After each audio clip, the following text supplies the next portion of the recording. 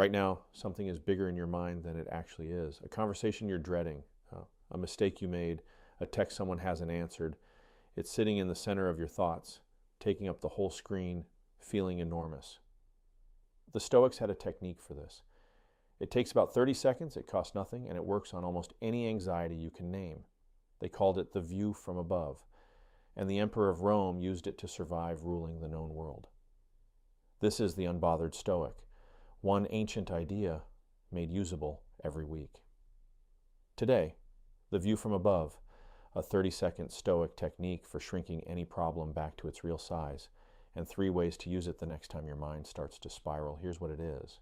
When something feels overwhelming, you deliberately pull your perspective back, up and out, like a camera lifting off your shoulder.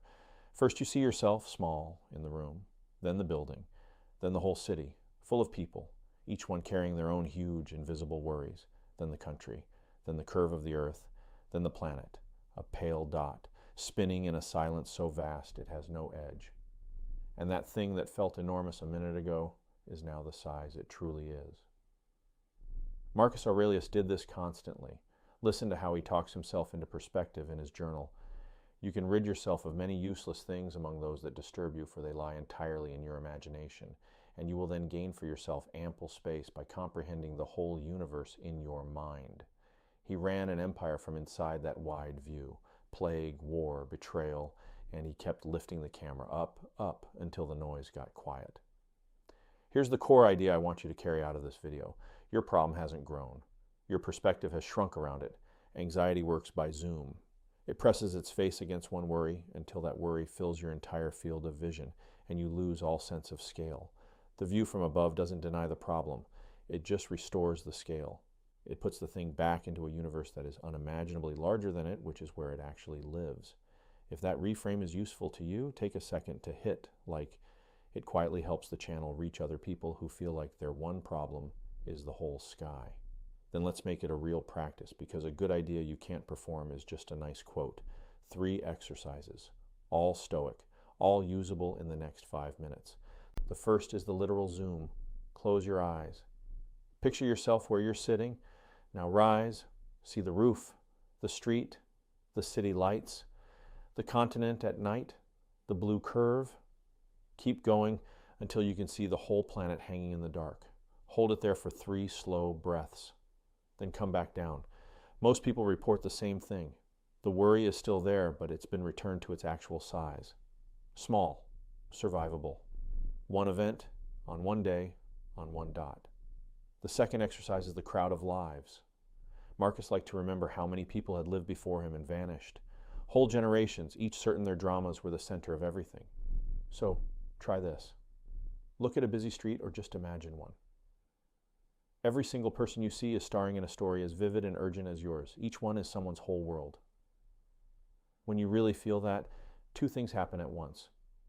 Your problem gets smaller and your compassion gets bigger. You're not the exception. You're one of billions, all fumbling through the same brief, strange experience. That's not lonely. It's oddly comforting. The third exercise is the timeline. Ask one question about whatever is stressing you. Will this matter in 5 years? Usually the honest answer is no. Then ask the Stoic follow-up, if it won't matter in 5 years, how much should I really let it own me in the next 5 minutes? Seneca warned that we suffer more in imagination than in reality. The view from above is how you audit the imagination and take back the time it was stealing. Now let me be honest with you, because this tool can be misused. The view from above is not a way to dismiss what matters. If someone you love is hurting, you don't zoom out and call it cosmically small. That's not stoicism. That's avoidance. The technique is for the things anxiety has inflated, not the things that genuinely deserve your care. Wisdom is knowing the difference, and the more you practice, the sharper that sense gets. And it's not about feeling insignificant. Some people hear you're a tiny dot in an endless universe and feel crushed. The Stoics felt the opposite. To them, the vastness wasn't a threat. It was a relief. If the universe is that big and that old, then your embarrassment at the meeting is not the emergency your body is treating it as. You get to put the weight down. You get to breathe. Here's the promise they kept finding. The wider your view, the lighter your life.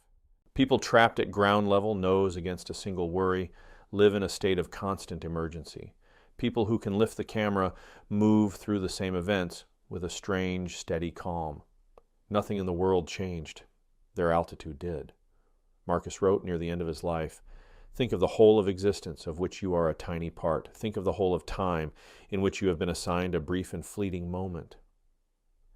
He wasn't trying to make himself feel small and sad. He was setting himself free from the tyranny of the small and urgent. So the next time something presses its face against your whole mind, remember you have a camera, and you can lift it up, past the room, past the city, past the pale blue dot, until the thing that felt like everything becomes what it always was. One small event in one small moment, in a universe with room for all of it. I'd love to know, and I read the comments, what's something that felt like the end of the world a few years ago that you can barely remember now? Post it below. It's proof the view from above tells the truth. The next video is about the emotion that undoes all of this calm faster than anything else, the one that hijacks smart people in a single second. Seneca wrote an entire book on how to diffuse it. Anger. Subscribe and stay. We're building this calm, one idea at a time.